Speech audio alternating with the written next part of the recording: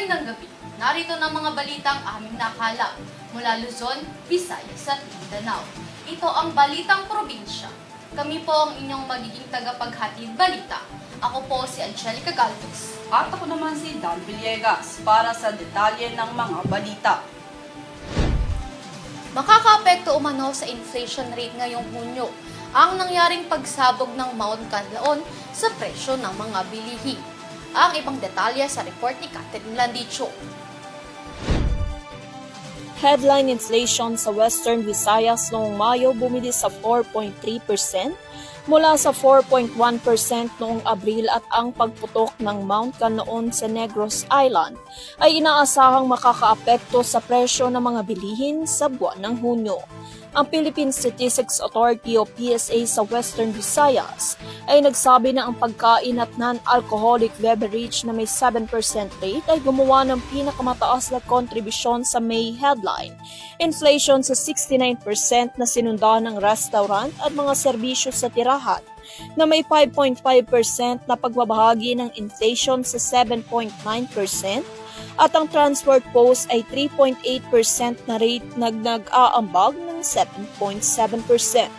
Sinabi ni PSA Statistical Specialist Miguel Gallego na galing sa Negros ang bilang ng mga gulay kaya mas may posibilidad na tumaas ang presyo. Dagdag pa niya na ang paghihiwalay ng Negros Occidental sa Western Visayas ay malaki rin ang magiging epekto sa inflation lalo pat kasama na Bacolod City ang kanilang kontribusyon sa regional inflation na nasa 38.35%.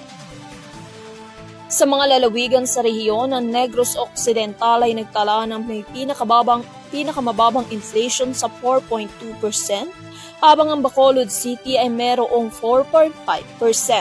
Ang Guimaras pa rin ang may pinakamataas na inflation sa 7% mula sa 6.8%, Iloilo Province sa 4.7% mula 3.9% at Capiz sa 4.4%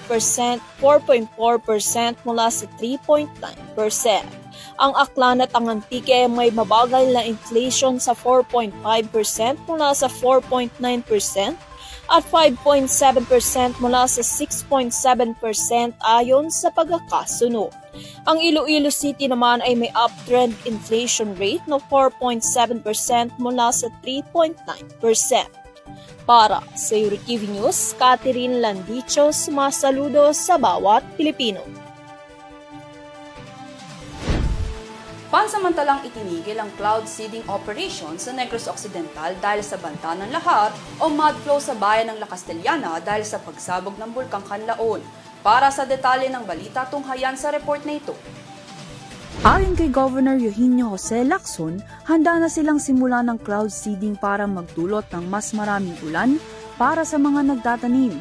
Ngunit pagkatapos ng nangyaring pagputok ng Mount Canlaon, nagpasya silang ipagpaliban pansamantala ang operasyon. Lubha namang naapektuhan ng lahar ang barangay ng Biak na Bato sa La Castellana matapos ang pagsabog ng nasabing bulkan. Samantala, ang malakas na pag-ulan sa lugar ay nagdulot ng pagtanggal ng mga abo at bato mula sa bulkan hanggang sa agusin ito papuntang ilog na nagsilbing banta sa mga residente ng La Castellana. Sinabi ni Lacson na patuloy silang makikipag-ugnayan sa Philippine Institute of Volcanology and Seismology patungkol sa estado ng bulkan at mga posibleng pagkakaroon ng panibagong lahar sa lugar. Nagpasalamat naman siya sa mga lokal na pamahalaan, Philippine Red Cross at sa ilan pang mga ahensya na nagpadala ng tubig sa mga residente. Para sa EuroTV News, Dan Villegas, sumasaludo sa bawat Pilipino. Naabot na ng NFA Pangasinan ang kanilang 70% rice buffer stock goal ngayong taon. Narito ang aking report. Naabot na ng National Food Authority sa Pangasinan ang 70% ng target nitong 336,000 bags ng rice buffer stock ngayong taon dahil sa magandang ani at patuloy na pagpili. Sa isang interview ay sinabi ni NFA Eastern Pangasinan Assistant Manager Frederick Dulay na nakabili na sila ng 128,000 na 50 kilo na sako ng unhashed rice palay mula sa mga magsasaka noong Hunyo 13 na tatagal na para sa buong taon.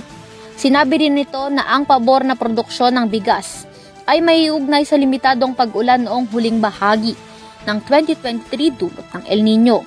Ang negatibong epekto nito ay natugunan dahil sa mga interbasyon tulad ng pagpapayo sa mga magsasaka na magtanim ng maaga, pamamahagi ng water pump para sa mga irigasyon, at pagbibigay ng solar-powered irrigation system para sa mga lugar na hindi naaabot ng mga kasalukuyang linya ng patubig. Sinabi rin ng mga otoridad na ang Ilocos Region ay nakapagtala lamang ng 1% pagkasira dulot ng tagtuyot.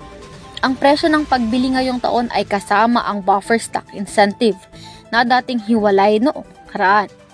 Ani Dulay, ang procurement price na inaprobahan ng NFA Council ngayong taon ay mas mataas kaysa nakaraang taon na 19 pesos kasama ang 4 pesos na buffer stock incentive kada kilo para sa dry palay at 17 pesos plus 4 pesos kada kilo para naman sa wet palay. Matatandaan na nabigo ang NFA Pangasinan na maabot ang target ito noong nakaraang taon at nakabili lamang ito ng 20,805 bags na mas mababa sa target itong 485,500 bags. Sinabi ni Dulay na ang mga mangangalakal ay bumibili ng supply mula sa mga magsasaka sa halagang humigit kumulang 30 pesos kada kilo para sa tulong palay at mas mataas sa 19 pesos hanggang 23 pesos kada kilo na presyo ang itinakda ng NFA. Para sa EuroTV News, Angelica Galvez, sumasaludo sa bawat Pilipino. Naglunsad si House Speaker Martin Romualdez ng isang programa na Farmers Assistance for Recovery and Modernization Program para magbigay tulong sa 3,000 na magsasaka sa Quezon. Ang programa na ito ay matagumpay na nailunsad kasama nila House Deputy Speaker David Suarez, Alona Party List Representative Ana Suarez, at Yaong Mayor Vincent R.J. Mea. Nakatanggap din ang mga magsasaka ng tulong mula sa Tulong Pangkabuhayan sa ating mga Displaced Workers Program kasama ang Department of Labor and Employment at Department of Agriculture.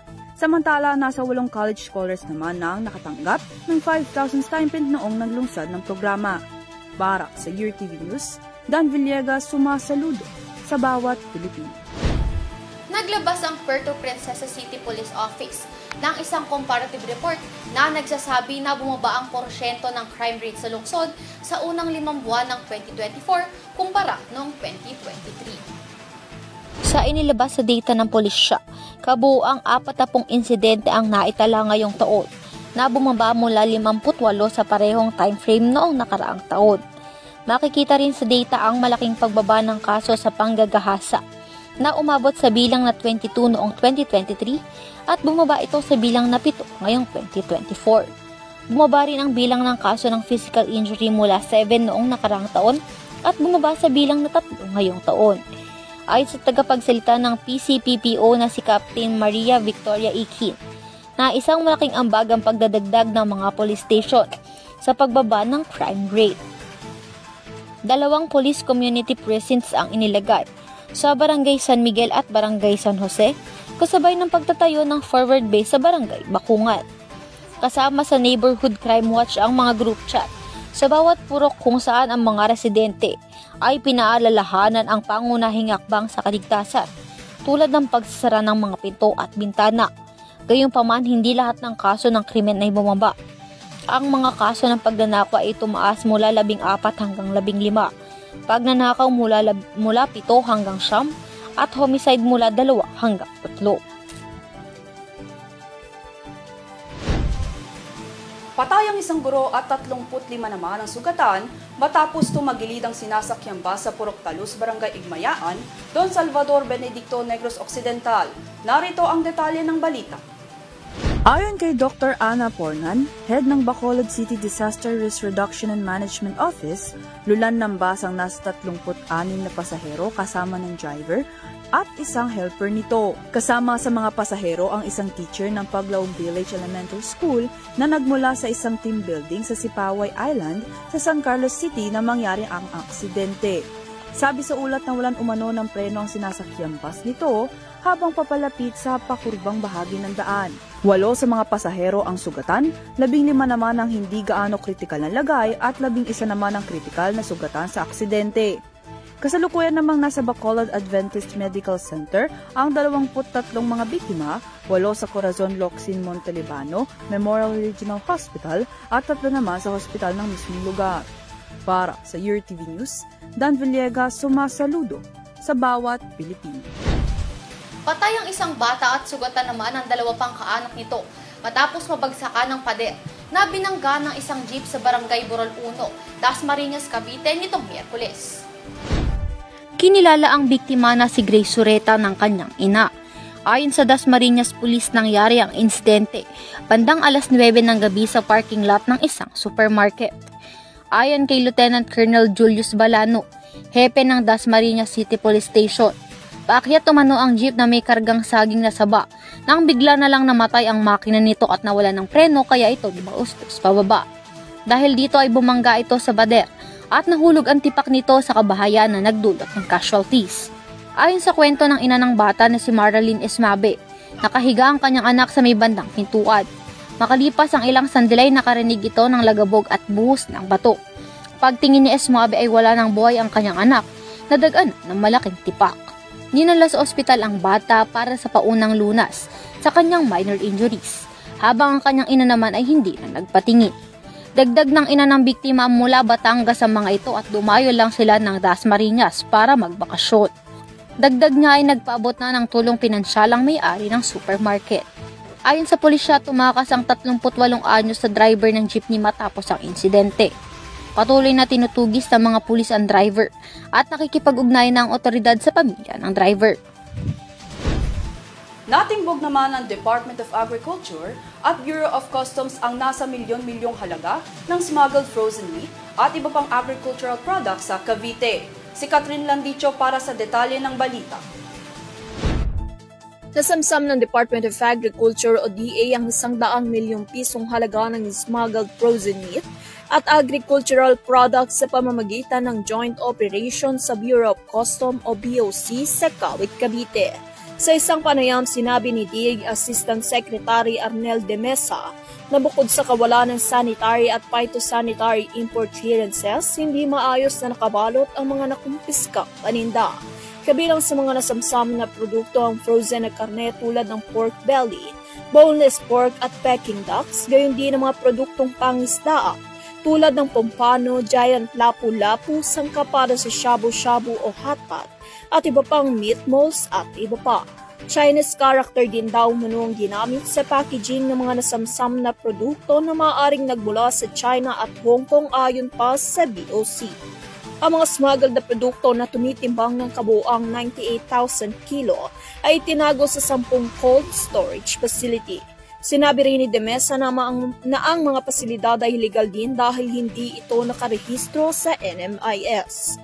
Ang mga posibilidad o pasilidad ay matatagpuan sa likod ng isang ari-arian na inupahan sa ilalim ng isang partikular na Vigor Global Logistic Corporations at gumagana bilang isang parcel sorting center. Ngunit ang mga nasamsam na bagay ay sasailalim pa rin sa pagkondena kasunod ng pagpapalabas ng warrant of seizure. Maaari namang kasuhan ng mga lumabag sa Republic Act 10611 o Food Safety Act of 2013. Nangako naman ang Department of Agriculture na ipagpapatuloy ang katulad na operasyon para masugpo ang agricultural smuggling sa bansa. Para sa URTV News, Catherine Landicho sumasaludo sa bawat Pilipino. At para naman sa ating mga motorista, asahan na ang malaking dagdag presyo para sa mga produktong petrolyo na mas malaki kumpara sa ginawang rollback noong nakaraang linggo.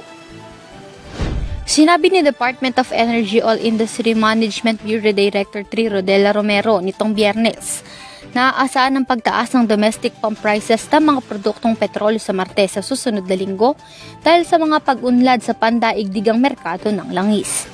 Magkakaroon ng 60 to 85 centavos sa dagdag sa presyo ng gasolina, habang 1.45 pesos to 1.70 pesos naman sa presyo ng diesel at 1.85 to 1.90 pesos naman sa presyo ng kerosene.